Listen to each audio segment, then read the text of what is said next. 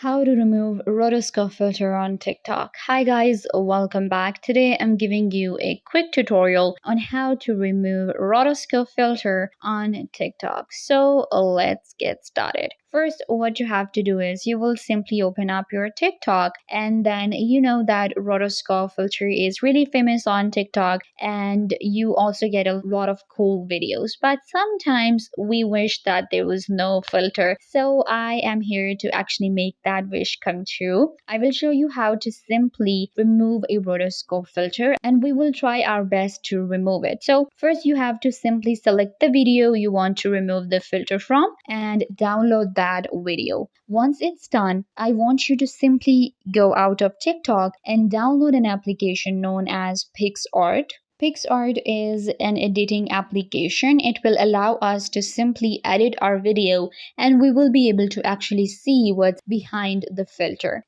First, just click on this button right here and select your video that you just downloaded. For instance, this one. Perfect. So you can see this is the video and it has a rotoscope filter. We'll simply remove it now. So I'm just going to pause. So the first thing that you're going to do is you're going to go to adjust right here, and you will simply go to contrast, and you're going to simply decrease the contrast of the video. Move to saturation and simply decrease it to 32 right here. So the contrast is going to be on 55, saturation 32. Now let's go to hue, and what you're gonna do is you're gonna actually get the hue to -22. Then we have highlights, and we're going to increase the highlights of the video, and we're going to keep it to 10. Then we have shadows, and we're going to remove the shadows of the video, and we're going to decrease it to -21. Then we have the temperature, and you can just increase the temperature to 10. Once it's done, you're going to click on this check button, and we're going to move to effect. In effects, what you can do is you can either use the KPP31, or if it's not working, you can simply go with the